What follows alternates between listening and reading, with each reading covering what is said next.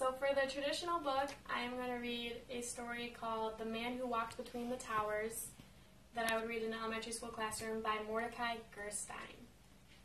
So,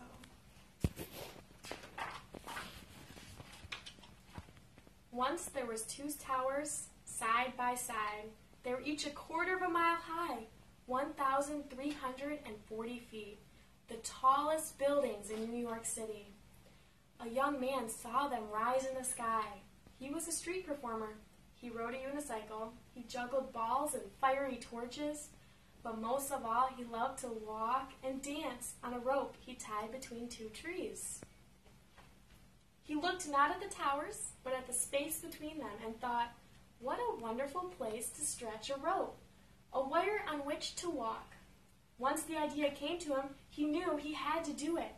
If he saw 3 balls, he had to juggle. If he saw 2 towers, he had to walk. That's how he was.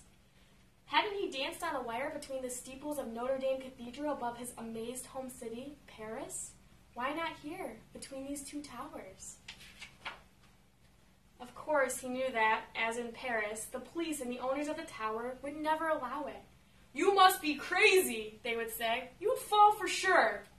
And so Philip, that was the young boy's name, began a plan to do it secretly. The buildings are not quite finished, he thought.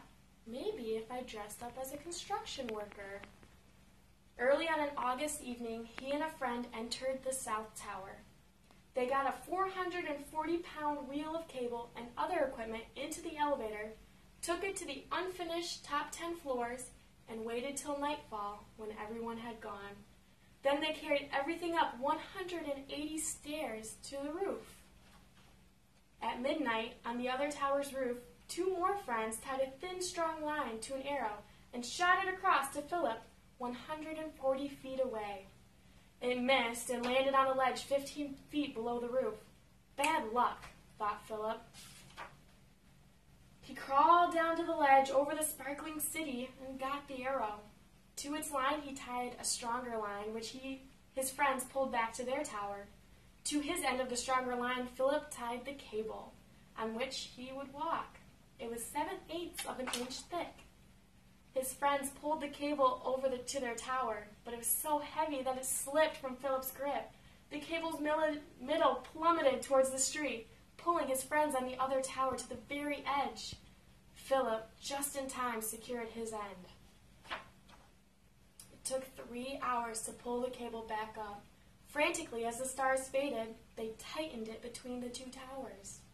It was past dawn before they were ready. Philip put on his black shirt and tights. He picked up his 28-foot balancing pole. All his life he had worked to be here, to do this. As the sun lit up the towers, he stepped out onto the wire. Out to the very middle he walked, as if he were walking on the air itself. Many winds whirled up from between the towers, and he swayed with them. He could feel the towers breathing. He was not afraid. He felt alone and happy and absolutely free. A woman from the subway might have been the first to see him. Look! Someone walking in a wire between the towers! Everyone stopped and looked up. They gasped and stared. It was astonishing. It was terrifying. And it was beautiful. 1/4 of a mile up in the sky, someone was dancing. Police saw it too. Officers rushed to the roofs of the towers. You're under arrest, they shouted through bullhorns. Philip turned and walked the other way. Who could come and get him? For almost an hour, back and forth, he walked, danced, ran, and knelt in a salute upon the wire. He even lay down to rest. The city and harbor spread beneath him. The sky surrounded him. Seagulls flew under and over. As long as he stayed on the wire, he was free. When he felt completely satisfied, he walked back to the roof and held out his wrists for the handcuffs. They brought him to court, and the judge sentenced him to perform in the park for the children of the city. He did this happily, though during his performance, some boys playing on his wire jerked it and Philip fell, but he caught himself.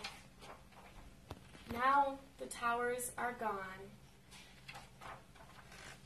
But in memory, as if imprinted on the sky, the towers are still there, and part of that memory is the joyful morning, August 7th, 1974, when Philip Petit walked between them in the air. In the end.